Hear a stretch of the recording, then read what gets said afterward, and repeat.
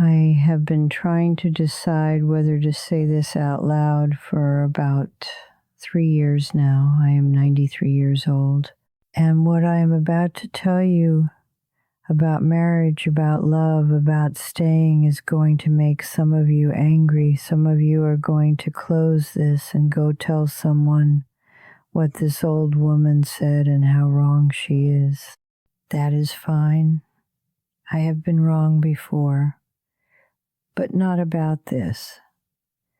I married Donald in 1953. I was 22 years old, and I wore my mother's dress, let out at the seams, and the church smelled like candle wax and lily of the valley. And I remember thinking, standing at the back of that aisle, I remember thinking, I am the luckiest woman in this building. I was not wrong about that. Not exactly. But I was wrong about almost everything else. By the time I was 28, I was not sure I liked my husband. I want you to sit with that for a moment, because I know how it sounds. I loved him, but I did not know if I liked him. There is a difference, and nobody warns you about that difference, and it is a chasm wide enough to swallow a marriage whole. Donald was not a bad man. He was a distracted man. He came home from work, and he sat in front of the television, and he was present in the room the way a piece of furniture is present, occupying space, offering nothing. I would tell him something that had happened that day, something small, something I needed him to hear, and he would say, without turning his head. And I would stand there in the kitchen doorway feeling like I was speaking into an empty hallway. I started eating dinner before he got home, just so I didn't have to sit across from him and feel the silence. I told myself it was about scheduling. It wasn't.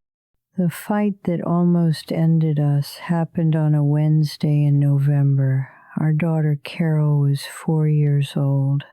I had been home with her all day, sick, with a cold that had gone into my chest, running a fever, the apartment a disaster, Carol crying because I couldn't give her the attention she needed.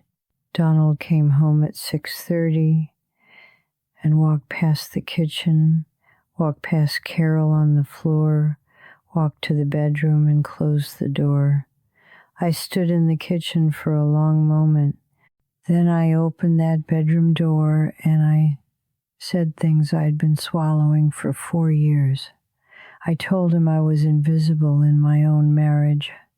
I told him I was lonelier with him in the apartment than I had ever been alone. I told him I was not sure this was working, not sure he was working, not sure I was willing to keep doing this. He sat on the edge of the bed and he looked at the floor, and he did not say anything for what felt like a very long time. And then he said quietly, and I remember this exactly, he said, "I don't know how to be what you need, Evelyn." I'm trying to figure out if I even know what that is. It was the most honest thing he had said to me in 4 years. It was not a solution. It was not a promise. It was just a man sitting on a bed admitting he was lost. I sat down next to him, not because everything was fixed, because something real had finally been said. I did not sleep on the couch that night, but for 3 months after that, I thought about leaving. I want to be honest about that. I thought about it carefully and specifically, what it would look like, where I would go, whether Carol would be all right, whether I would be all right. I turned it over and examined it the way you examine a decision that cannot be undone. And then one morning I was making coffee and Donald came into the kitchen before I'd heard him get up, and he put his hand on the back of my neck, just rested it there, warm, no words, and I thought, I am not ready to lose this, even the version of this that is not what I wanted it to be. I poured him a cup of coffee. I did not say anything. Neither did he. That was the morning I stopped looking for the exit and started looking for the way through. I need to tell you about our neighbors, the Aldermans, Patty and Jim. They lived 2 doors down from us for 11 years. Beautiful couple. People used to say that about them constantly. You two are just beautiful together. Patty was warm and funny, and Jim was the kind of man who remembered your birthday and brought things when you were sick. They divorced in 1968. Patty told me why the afternoon she came to say goodbye before she moved out. She said, I just think there's someone out there who fits me better, Evelyn. I don't think Jim is wrong. I just think there might be someone more right. I hugged her, and I told her I understood. And I did understand. I had thought the same thought. I watched Patty over the years after that. She remarried in 1971, a man named Gerald. They were happy for a while, then they were not.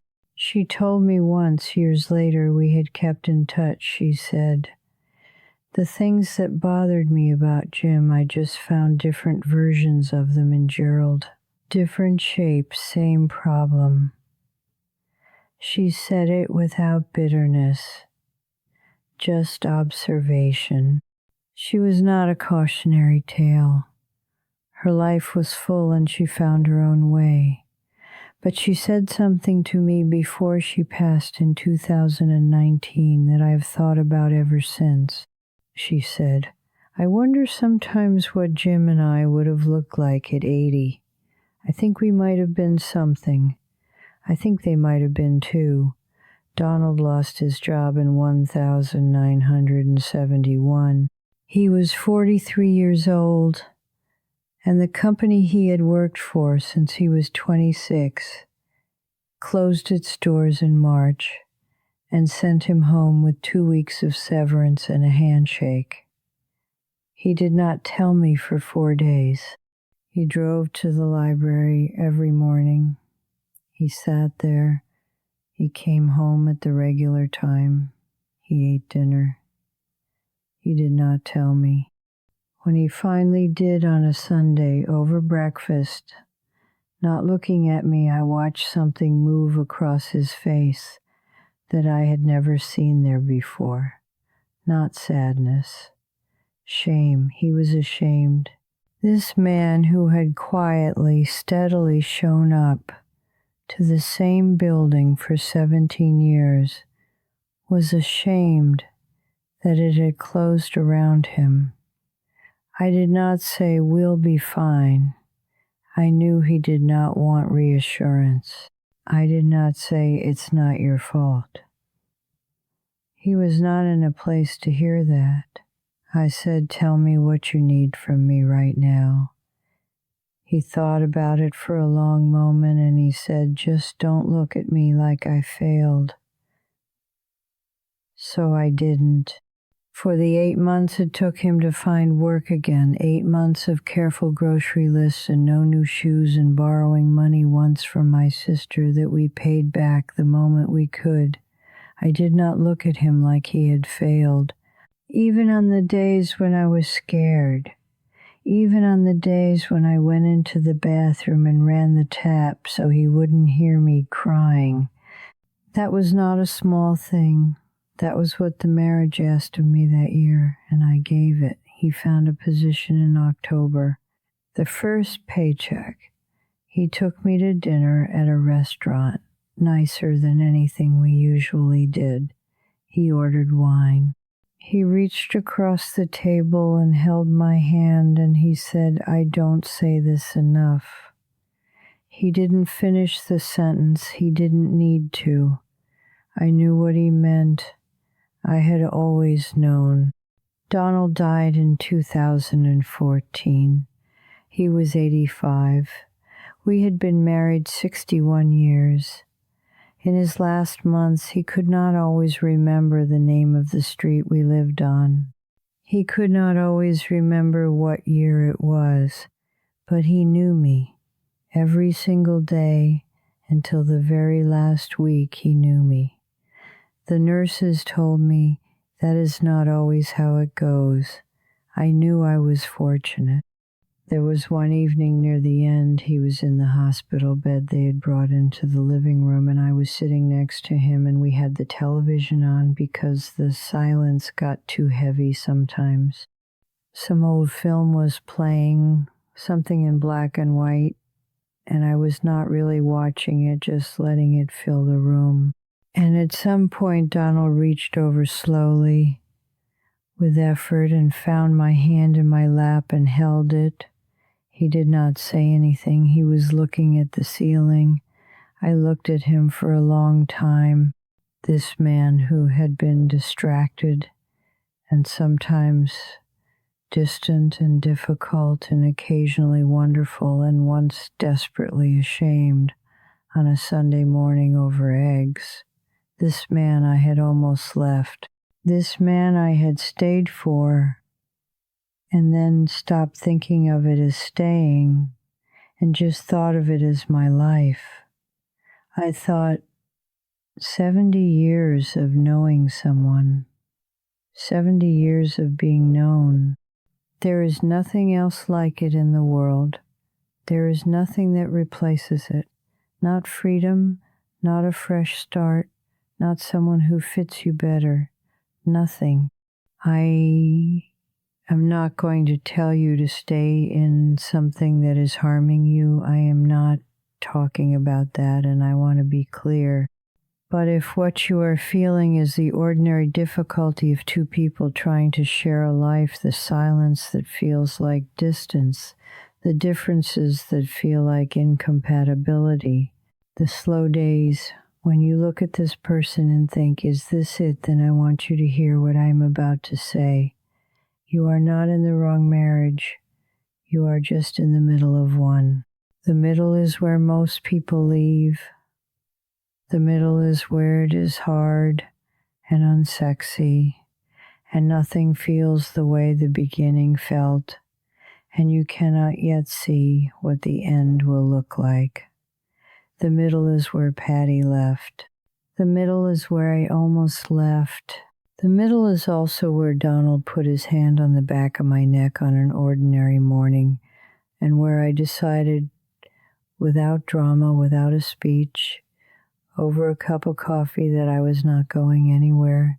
Choosing your marriage on a day when it does not feel like a choice on a Tuesday morning, when you are both tired and the coffee is weak and nobody is being romantic or grateful or even particularly kind, that is not settling.